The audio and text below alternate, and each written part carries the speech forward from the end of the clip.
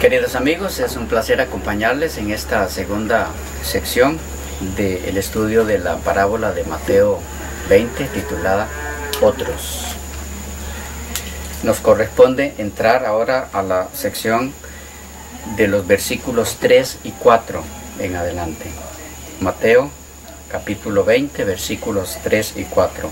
Dice así la palabra de Dios: Saliendo cerca de la hora tercera del día, vio a otros que estaban en la plaza desocupados, y les dijo: Id también vosotros a mi viña, y os daré lo que sea justo.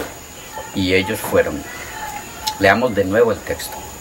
Saliendo cerca de la hora tercera del día, vio a otros que estaban en la plaza desocupados, y les dijo: Id también vosotros a mi viña, y os daré lo que sea justo. Y ellos fueron. Bien, acerquémonos un poco más entonces a esta sección. Dice a la hora tercera, saliendo cerca de la hora tercera. En tiempos de Jesús, el día, o la parte clara, estaba dividido en 12 horas. No exactamente cronométricas como las nuestras, sino laborales. En el mundo grecorromano se podían calcular las horas con bastante exactitud con relojes de arena o de agua, que se llamaban clepsidras.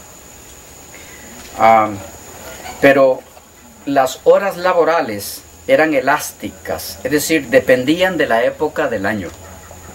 Las divisiones habituales eran las siguientes: primera hora, la salida del sol, 6 de la mañana. La tercia o tercera era la media mañana, que correspondería a las 9 de la mañana. La sexta sería el mediodía, 12, mediodía. La nona o novena sería la media tarde, o sea, las 3 de la tarde. La duodécima sería la puesta del sol, las 6 de la tarde. Lo que hace que la undécima sea una hora antes de eso, las 5 de la tarde. Voy a repetir esto, porque es de mucha importancia para que lo entendamos, para que entendamos lo que sigue. Las divisiones habituales eran las siguientes: la primera hora era la salida del sol, 6 de la mañana. La tercia o tercera hora era la media mañana, las 9 de la mañana. La sexta hora era la del mediodía, 12. La hora nona o novena era la media tarde, o sea, las 3. Y la duodécima era la puesta del sol, las 6 de la tarde. Estamos hablando entonces en las horas reloj, desde mi ángulo, ¿ok? Tenemos las 6 de la mañana, pasamos 3 horas, llegamos a las 9, 3 horas más a las 12, 3 horas más a las 3 de la tarde y 3 horas últimas a las 6 de la tarde. Había entonces 4 bloques de 3 horas cada una. El primer bloque de 6 de la mañana a 9 de la mañana. Segundo bloque de 9 de la mañana a 12 mediodía. Tercer bloque de 12 mediodía a 3 de la tarde. Cuarto bloque de 3 de la tarde a 6 de la tarde. 3 horas en cada bloque. Pero van a notar que el último grupo en la parábola es llamado a la hora undécima. Es decir, el último grupo es llamado dentro del último bloque, que son las 3 últimas horas. No terminado el último bloque. Lo que quiero decir es que hay 4 bloques de 3 horas, pero hay 5 grupos llamados. Es porque el primer grupo es llamado a la primera hora, 3 horas después es llamado el segundo grupo, 3 horas después ya es llamado el tercer grupo, 3 horas después es llamado el cuarto grupo, pero el quinto grupo es llamado entre el bloque de las últimas 3 horas. Vamos a entenderlo un poquito más conforme avancemos. De esa forma, el día de 12 horas se calculaba desde las 6 de la mañana hasta las 6 de la tarde, o hasta las 18 horas según la nueva rotación de algunos países.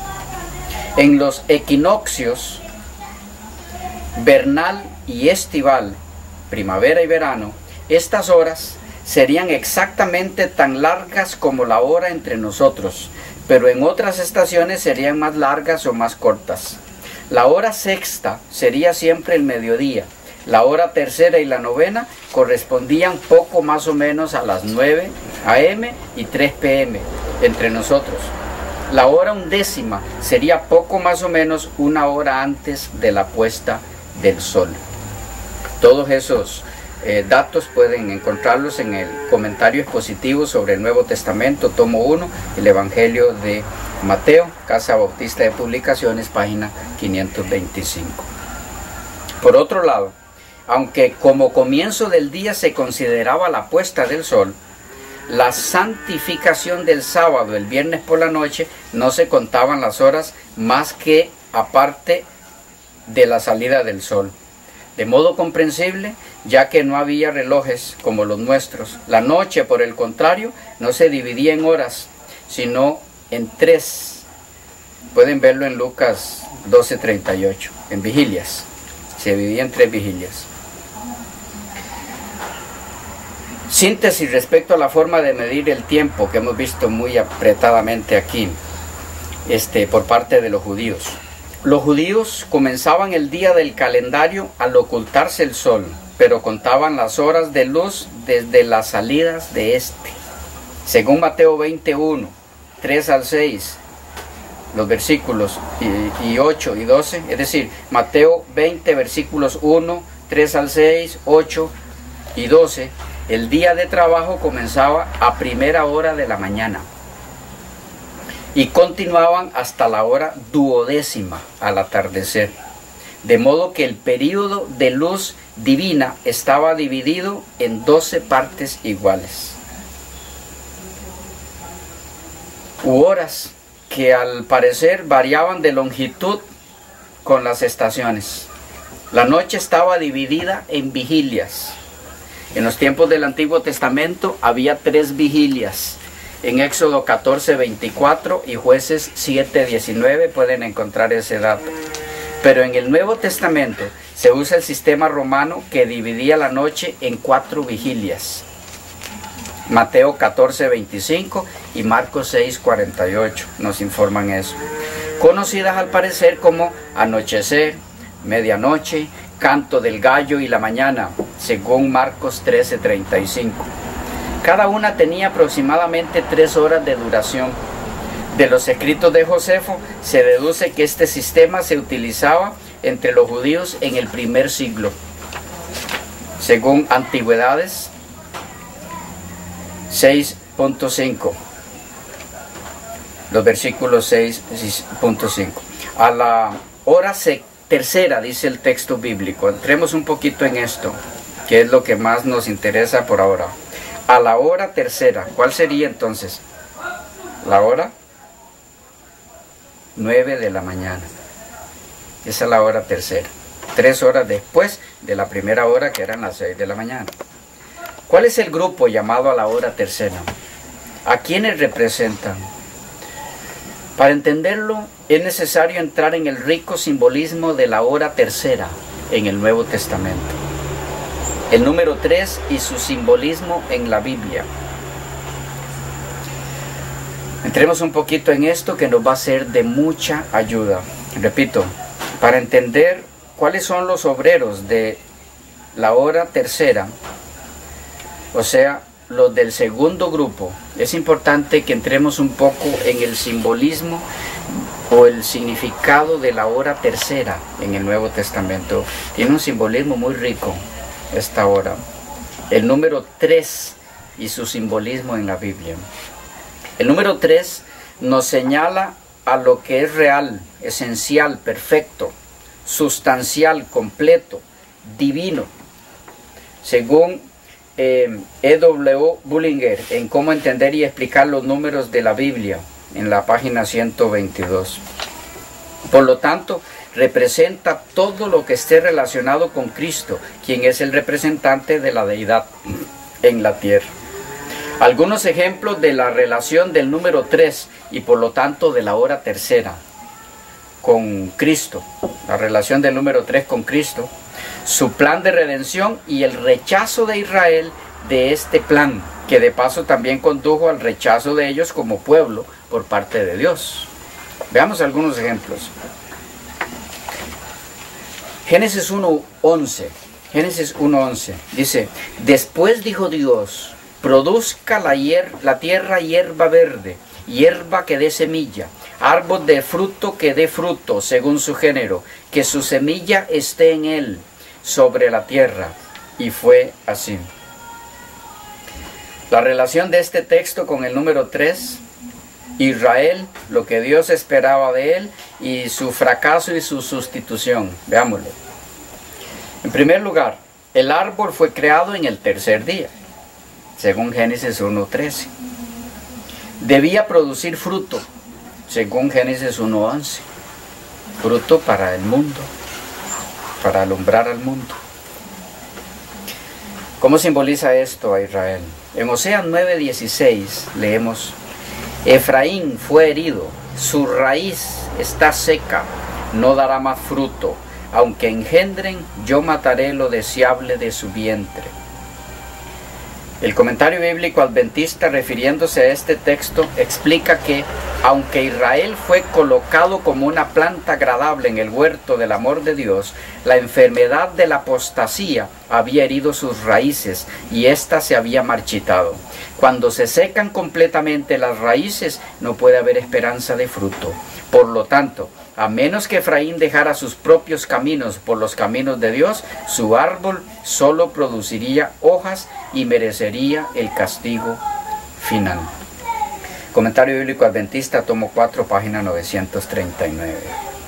Por otro lado, el profeta Isaías hace la misma referencia a Israel como viña. Leemos en Isaías 51, 1 y 2. Ahora cantaré por mi amado el cantar de mi amado a su viña. Tenía mi amado una viña en una ladera fértil. La había cercado y despedregado y plantado de vides escogidas. Había edificado en medio de ella una torre y hecho también en ella un lagar. Y esperaba que diese uvas y dio uvas silvestres. Y en el 27:6 del mismo Isaías leemos: días vendrán cuando Jacob echará raíces, florecerá y echará renuevos Israel, y la faz del mundo llenará de fruto. Refiriéndose a estos dos textos, el comentario bíblico adventista aclara en el tomo 4, la página 246, Dios deseaba que Israel llevase a todo el mundo el conocimiento de la salvación. Cuando Israel fracasó como nación, esta tarea le fue encomendada al Israel espiritual, la iglesia cristiana. La iglesia, compuesta de judíos y gentiles, es representada por ramas injertadas que reemplazan a las ramas naturales del árbol de Israel, las cuales fueron quebradas. Según Romanos 11, 11 al 12 y 15 al 26. Por otro lado, Elena de White agrega, aludiendo a Isaías 27:6 y haciendo la misma aplicación a la iglesia cristiana como la que había de sustituir al Israel literal, en Profetas y Reyes, página 519.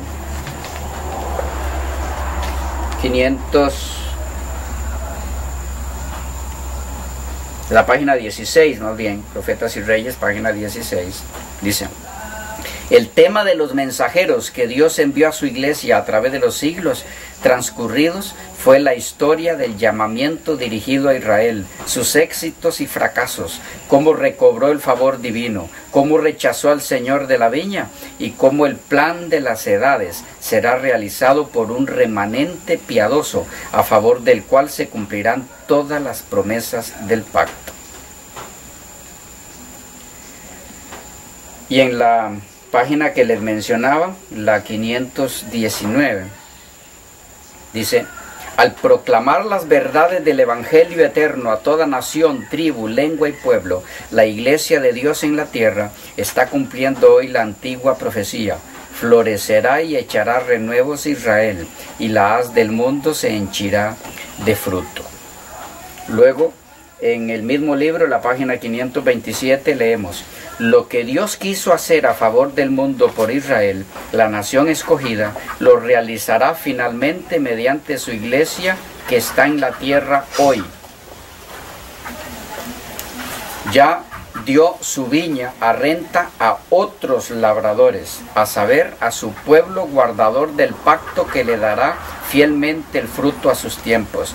Nunca ha carecido el Señor en esta tierra de representantes fieles que consideraron como suyos los intereses de Él.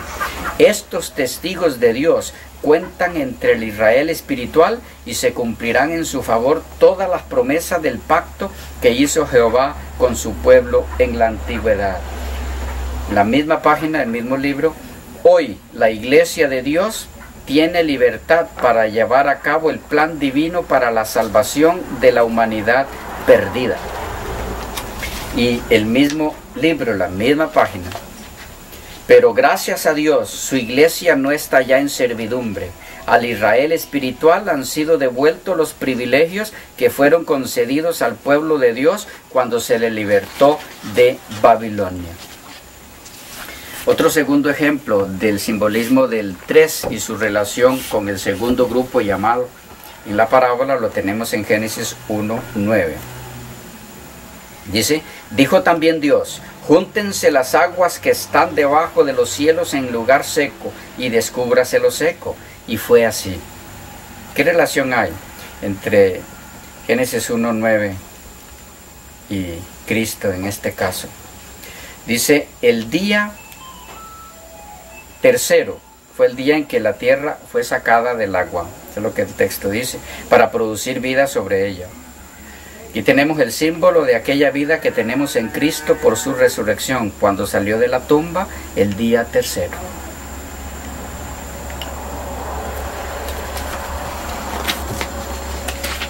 Pueden encontrar esta explicación en cómo entender y explicar los números de la Biblia. Es W. Bullinger, página 125.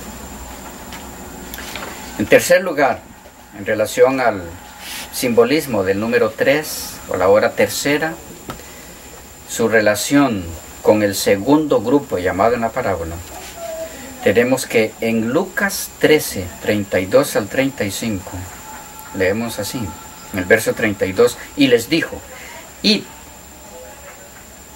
les dijo, y decid a aquella zorra, Herodes, he aquí yo echo fuera demonios y hago curaciones, hoy, mañana y al tercer día termino mi obra. Jesús, en lenguaje figurado, se refiere al tercer día como el día de su muerte, el día en que concluiría su obra.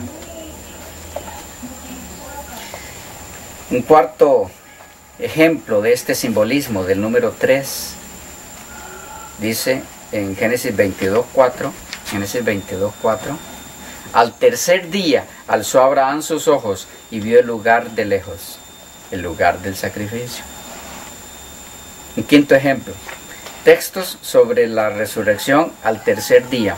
Ese solo se los voy a dar para que puedan verlo como ejemplos del simbolismo del número 3 y su relación con Cristo, presentado a Israel como el que fue rechazado y por lo tanto perdieron la salvación que les ofrecía. Textos sobre la resurrección de Cristo al tercer día. Mateo 16:21, 17:23, 20:19, 27:64, Marcos 9:31, 10:34, Lucas 9:22, 18:33, Lucas 24:7, 24:21 y 46. El 3, la hora tercera y su relación con el hecho de que Israel rechaza al Mesías. Andemos un poquito más en esto. Repito, el 3, la hora tercera y la relación de esta hora tercera con el hecho de que Israel rechaza al Mesías. Veamos Marcos 15:25. Dice el relato bíblico, era la hora tercera cuando le crucificaron. Yo no sé si yo estoy comunicando el punto, hermanos y amigos queridos. El segundo grupo es llamado a la hora tercera. Y aquí tenemos un texto aparte de todo el simbolismo que les he mencionado ya de la hora tercera, aquí tenemos un texto que nos dice a qué hora crucificaron los del primer grupo a nuestro Señor. A la hora tercera. Es por eso que a esa hora es cuando se pasa al segundo grupo, porque el primer grupo lo rechazó en la forma más abierta en la que pudieron hacerlo. En Lucas 23, 22 y 23 leemos: Él les dijo por tercera vez, pues ¿qué mal ha hecho este? Pilato a las personas que lo animaban a crucificarlo. Ningún delito digno de muerte hallado en él. Le castigaré pues y le soltaré. Mas ellos instaban a grandes voces pidiendo que fuese crucificado, y las voces de ellos y de los principales sacerdotes prevalecieron. Es curioso que por 3 veces se les dio la oportunidad de desistir de su rechazo al Mesías y de su crimen apóstata, pero rechazaron la oportunidad y dieron muerte al hijo del dueño de la viña, según lo encontramos registrado en Mateo 21, 37 al 39. Podemos leer ese pasaje porque es muy importante. Mateo 21, 37 al 39.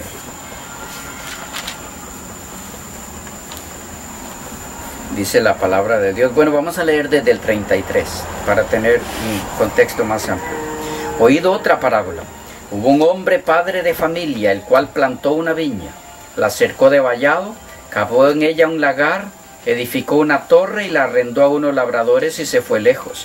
Y cuando se acercó el tiempo de los frutos, envió sus siervos a los labradores para que recibiesen sus frutos.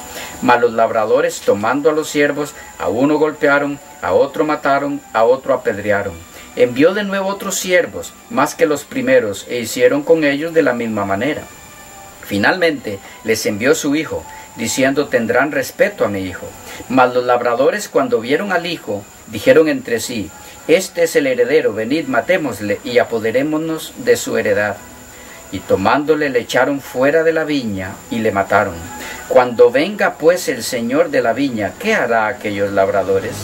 Le dijeron: a los malos destruirá sin misericordia y arrendará su viña a otros labradores que le paguen el fruto a su tiempo. Jesús les dijo: ¿nunca leísteis en las Escrituras?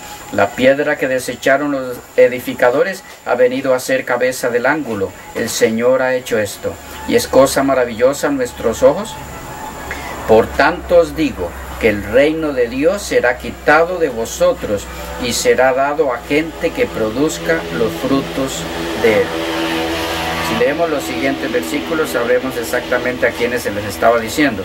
Dice: y el que cayere sobre esta piedra será quebrantado, y sobre quien ella cayere le desmenuzará. Y oyendo sus parábolas, los principales sacerdotes y los fariseos entendieron que hablaba de ellos. Pero al buscar cómo echarle mano, temían al pueblo, porque éste le tenía por profeta. El 3, entonces, la hora tercera y la inclusión del segundo grupo de labradores, los gentiles y el remanente judío, o la iglesia cristiana apostólica, juega un papel importantísimo en el entendimiento de esta parábola. Veamos un poquito más de esto. Repito, cómo el 3 está íntimamente relacionado con la hora tercera y con la inclusión del segundo grupo de labradores, los gentiles y el remanente judío, la iglesia cristiana apostólica, en la viña del Señor. En Hechos 2, los versículos 1 al 4. Hechos 2, versículos 1 al 4. Leamos lo que tenemos ahí. Dice: cuando llegó el día de Pentecostés, estaban todos unánimes juntos, y de repente vino del cielo un estruendo como de un viento recio que soplaba, el cual llenó toda la casa donde estaban sentados. Y se les aparecieron lenguas repartidas como de fuego, asentándose sobre cada uno de ellos. Y fueron todos llenos del Espíritu Santo y comenzaron a hablar en otras lenguas, según el Espíritu les daba que hablasen. Ustedes pueden leer todo el relato. Van a encontrar que son acusados los primeros miembros de esta iglesia de estar ebrios cuando en verdad estaban siendo llenos del Espíritu Santo. Y entonces en el versículo 15 leemos algo muy interesante. En la defensa que Pedro hace de ellos, dice, porque estos no están ebrios, como vosotros suponéis, puesto que es, ¿qué hora? La hora tercera del día. Porque estos no están ebrios, como vosotros suponéis, puesto que es la hora tercera del día. ¿Qué está el Señor señalando allí?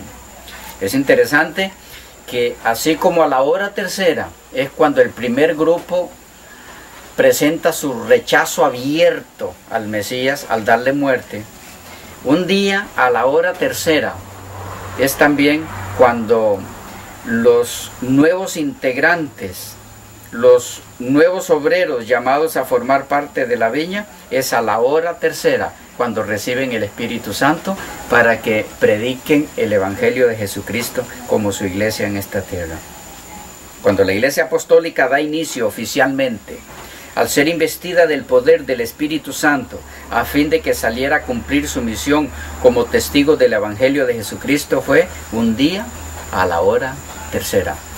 No sé si van captando la relación de esto. Es muy importante para poder entender bien el texto. Un caso más. En Hechos 10, los versículos, vamos a ir allá, porque hay varios para leer allí. En este mismo simbolismo de la hora del número 3 y su relación con el segundo grupo que he llamado a formar parte de la viña. La visión de Pedro, con el propósito de que se incluyera a los gentiles como parte de la iglesia cristiana que sustituiría al Israel literal, está íntimamente ligada con el 3 de la hora tercera. Así, por ejemplo, Cornelio envía a 3 hombres para que busquen a Pedro y éste venga a su casa a predicarle el Evangelio. En el versículo 7, Hechos 10:7, dice, ido el ángel que hablaba con Cornelio, este llamó a 2 de sus criados y a un devoto soldado de los que le asistían. 2 criados y un soldado, 3 hombres. Manda Cornelio a buscar a Pedro. En segundo lugar, el lienzo donde estaban representados los gentiles, ¿cuántas veces baja? Vean el versículo 16. Volvió la voz a él la segunda vez, lo que Dios limpió, no lo llames tú común, dice el 15. Y el 16, esto se hizo 3 veces, y aquel lienzo volvió a ser recogido en el cielo. Y en el capítulo 11 y versículo 10 del mismo Hechos, leemos, y esto se hizo 3 veces, y volvió todo a ser llevado arriba al cielo. Notemos la relación entre el número 3, su relación con la hora tercera, y con el segundo grupo que es llamado a unirse a la iglesia de Cristo, a su viña. Terminada la visión de Pedro, el año 34, se dieron 3 eventos, todos relacionados con la inclusión de los gentiles al pueblo de Dios. El primer evento fue el apedreamiento de Esteban, donde los judíos sellan su rechazo del Mesías al cumplir las 70 semanas. Lo tenemos en Hechos 7. Eso ocurrió el año 34. La conversión de Saulo para que inicie la predicación a los gentiles, registrada en Hechos 9. Eso ocurrió también en el mismo año 34.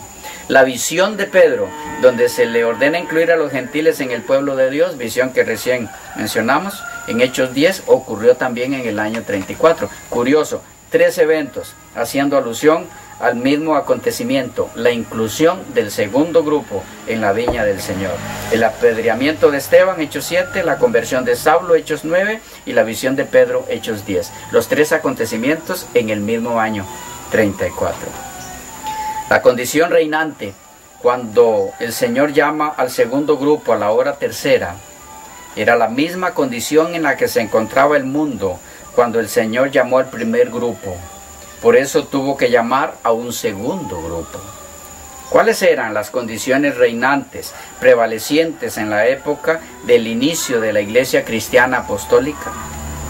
El pueblo de Israel literal, el primer grupo, había caído en las tinieblas, había apostatado, había pisoteado la verdad que el Señor les dio para hacer luz para el mundo. Abandonaron la ley de Dios por sus tradiciones y descendieron a tan profundo nivel que rechazaron abiertamente al Mesías y lo mataron. Si quieren indagar un poco más sobre los pasos que indujeron a este pueblo a esa apostasía total, pueden ver el video Pasos Peligrosos de este servidor. Está disponible en la red. Las tradiciones humanas sustituían la santa palabra de Dios. La ley de Dios era pisoteada por doquier. Las tinieblas del error prevalecían. Algunos textos al respecto. Israel en tinieblas. Veamos por ejemplo Lucas 22, 52 y 53. Y Jesús dijo a los principales sacerdotes, a los jefes de la guardia del templo y a los ancianos, todos ellos líderes, que habían venido contra él, como contra un ladrón habéis salido con espadas y palos, habiendo estado con vosotros cada día en el templo, no extendisteis las manos contra mí, mas esta es vuestra hora, la potestad de las tinieblas. Juan 3:19. Y este es el juicio, que la luz vino al mundo, y los hombres amaron más las tinieblas que la luz, porque sus obras eran malas. ¿Quiénes eran? Estos que estaban en tinieblas, y como resultado sus obras eran malas. Juan 8, 39 y 45. Respondieron y le dijeron a Jesús, nuestro padre es Abraham. Jesús les dijo, si fueseis hijos de Abraham, las obras de Abraham haríais. Pero ahora procuráis matarme a mí, hombre que os he hablado la verdad, la cual he oído de Dios. ¿No hizo esto Abraham? Vosotros hacéis las obras de vuestro padre. Vosotros sois de vuestro padre el diablo, y a mí, porque digo la verdad, no me creéis.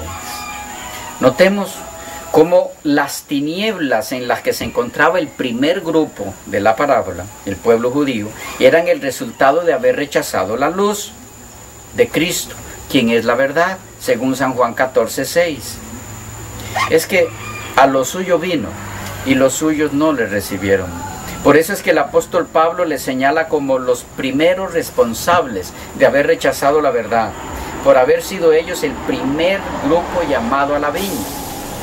En Romanos 2, 8 y 9 dice, pero ira y enojo de Dios a los que son contenciosos y no obedecen a la verdad, sino que obedecen a la injusticia, tribulación y angustia sobre todo ser humano que hace lo malo, el judío primeramente y también al griego. Entonces, debido a que los judíos habían tenido la injusticia o habían retenido con injusticia la luz de la verdad a los gentiles, la propia descendió en forma personal a estos segundos. Esa luz apareció a Pablo. En Hechos 9, 3 al 5, leemos, mas yendo por el camino, aconteció que al llegar cerca de Damasco, repentinamente le rodeó el resplandor de luz del cielo. Verso 5, él le dijo, ¿quién eres, Señor? Y le dijo, yo soy Jesús, la luz del mundo. Se le había aparecido porque había llegado el momento de cambiar de obreros para la viña. Los gentiles que creyeron en Jesucristo, y Pablo era el instrumento especialmente seleccionado para que le llevara la luz que los sacaría de las tinieblas en las que estaban. Porque el primer grupo, los obreros de la primera hora, no quisieron alumbrarles. En Hechos 26, 15 al 18 leemos, yo entonces dije, ¿quién eres, Señor? Y el Señor dijo, yo soy Jesús a quien tú persigues. Pero levántate y ponte sobre tus pies, porque para esto he aparecido a ti, para ponerte por ministro y testigo de las cosas que has visto y de aquellas en que me apareceré a ti, librándote de tu pueblo y de los gentiles a quienes ahora te envío, para que abras sus ojos, para que se conviertan de las tinieblas a la luz y de la potestad de Satanás a Dios, para que reciban por la fe que es en mí perdón de pecados y herencia entre los santificados. Fue así que el grupo llamado a la hora tercera, el pueblo que estaba en tinieblas, vio la luz. En palabras de Mateo 4:16, el pueblo asentado en tinieblas vio gran luz, y a los asentados en región de sombra, de muerte, luz les resplandeció. La misión de ser luz para las naciones dada al Israel antiguo la encontramos en Isaías 60 del 1 al 3. Dice, levántate, resplandece, porque ha venido tu luz y la gloria de Jehová ha nacido sobre ti. Porque he aquí que tinieblas cubrirán la tierra y oscuridad las naciones, mas sobre ti amanecerá Jehová y sobre ti será vista su gloria. Y andarán las naciones a tu luz y los reyes al resplandor de tu nacimiento. Pasó ahora al pueblo que estaba en tinieblas, al pueblo que no era pueblo. A ellos pasó la luz que el primer grupo rechazó. Eso lo encontramos en Efesios 5:8. Dice, porque en otro, Efesios 5:8.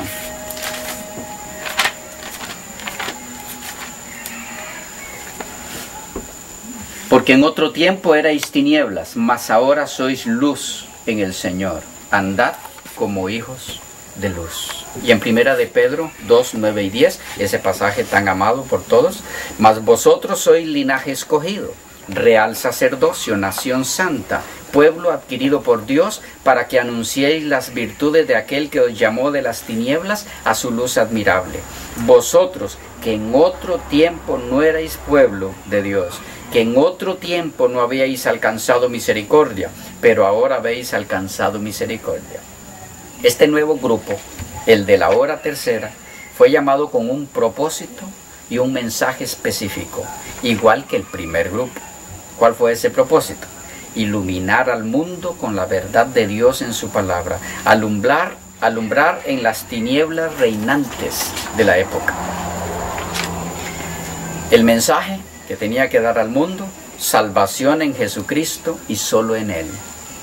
En el primer grupo, esto se hizo a través del simbolismo del santuario en Cristo, centrado en Cristo. Todos los símbolos, todos los ritos, todas las ceremonias dadas a ellos en el sistema del santuario apuntaban hacia la salvación solamente en Cristo. En el segundo grupo, este mensaje de la salvación en Jesucristo y solo en Él, se hizo a través de la predicación directa, centrada en Cristo, ya no a través de los símbolos. Es por eso que en Juan 1:29 leemos de palabras de Juan Bautista, he aquí el Cordero de Dios que quita el pecado del mundo. Es así que leemos de labios del principal comisionado para predicar a este pueblo, Pablo, en 1 Corintios 2:2, pues me propuse no saber entre vosotros cosa alguna, sino a Jesucristo y a este crucificado.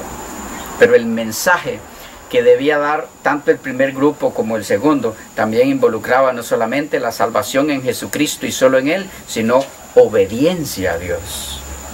En el primer grupo, en Éxodo 19, 5 y 6 leemos, ahora pues, si diereis oído a mi voz y guardareis mi pacto, vosotros seréis mi especial tesoro sobre todos los pueblos, porque mía es toda la tierra. En el segundo grupo, en palabras del mismo Pablo, apóstol a los gentiles, dice, derribando argumentos y toda altivez que se levanta contra el conocimiento de Dios y llevando cautivo todo pensamiento a la obediencia a Cristo. Y en tercer lugar, no solamente debía presentarse el plan de salvación solamente a través de Cristo y la obediencia a la palabra de Dios, sino que también debía pasarse de las tinieblas a la luz, de la mentira a la verdad, cortar relación con las costumbres y prácticas paganas. Repito, el mensaje que Dios dio tanto al primer grupo como al segundo, y así sucesivamente a cada uno de los 5 grupos llamados, involucra salvación solo en Cristo, obediencia a Dios y separación de las tinieblas, corte con toda relación con las costumbres y prácticas paganas. En el primer grupo, en este tercer aspecto de separarse de las tinieblas, Dios pretendía esto al sacarlos de Egipto, al dejar atrás una cultura pagana en la cual habían estado sumidos por más de 400 años. Liberados, debían ahora ser diferentes a las demás naciones. Por eso leemos en Jeremías 10, 2 y 3, así dijo Jehová, no aprendáis el camino de las naciones ni de las señales del cielo tengáis temor, porque las naciones las teman, porque las costumbres de los pueblos son vanidad. En Levítico 18:3 leemos, no haréis como hacen en la tierra de Egipto, ni haréis como, etcétera, etcétera. En el segundo grupo, al salir del Egipto en el que se había convertido el primer grupo, En Ezequiel 16:26 leemos, y fornicaste con los hijos de Egipto, tus vecinos. Y en Ezequiel 23:7 y 8 dice, y se prostituyó con ellos, con todos los más escogidos de los hijos de los asirios, y con todos aquellos de quienes se enamoró. Se contaminó con todos los ídolos de ellos, y no dejó sus fornicaciones de Egipto. Hablando del primer grupo. En Ezequiel 20:8, mas ellos se rebelaron contra mí, y no quisieron obedecerme. No echó de sí cada uno sus abominaciones delante de sus ojos, ni dejaron los ídolos de Egipto. Y en Hechos 7:39 dice, al cual el ángel de Jehová, nuestros padres no quisieron obedecer, sino que le desecharon, y en sus corazones se volvieron a Egipto. Dios tenía entonces que sacar a su remanente del Egipto al que el Israel literal había vuelto en su corazón. Y así surgió la Iglesia Apostólica, el segundo grupo en el que se había convertido el Israel literal. Ya el Israel literal no sería más el pueblo de Dios. El segundo grupo sería entonces la Iglesia Apostólica. Dos declaraciones de Elena de White respecto al segundo grupo, la Iglesia Cristiana Apostólica, en el sentido de que sustituiría al Israel literal, el primer grupo de la parábola de Mateo 20. Hechos de los Apóstoles, página 16, dice así, al ordenar a los 12, se dio el primer paso en la organización de la Iglesia, que después de la partida de Cristo habría de continuar su obra en la tierra. Respecto a esta ordenación, el relato dice, y subió al monte y llamó así a los que él quiso y vinieron a él, y estableció 12 para que estuviesen con él y para enviarlos a predicar. Marcos 3, 13 y 14. En el mismo libro, página 78, Hechos de los Apóstoles, dice, los mismos principios de piedad y justicia que debían guiar a los gobernantes del pueblo de Dios en el tiempo de Moisés y de David, habían de seguir también aquellos a quienes se les encomendó la vigilancia de la recién organizada Iglesia de Dios en la dispensación evangélica. Notemos aquí que en la última cita se habla de la recién organizada Iglesia de Dios en la dispensación evangélica. Y lo que está comentando es lo narrado en el capítulo 6 del libro de los Hechos, cuando se dan los primeros pasos en la organización de la Iglesia cristiana. Y esto es antes de lo narrado en el capítulo 7, que es el apedreamiento de Esteban como manifestación del definitivo rechazo del Israel literal a Jesucristo y a su evangelio. Lo que indica que antes de que se cerrara la profecía de las 70 semanas con el apedreamiento de Esteban, ya la Iglesia cristiana estaba funcionando, habiendo sido establecida por el mismo Jesucristo, inclusive desde mucho tiempo antes de lo narrado en Hechos 6 y 7. Pero en la parábola hay un llamado a un tercer grupo de labradores, los de la hora sexta, y un cuarto grupo, los de la hora novena. ¿Cuáles son estos grupos? Vamos a dejarlo por aquí y continuamos en la próxima sección para no cansarles mucho.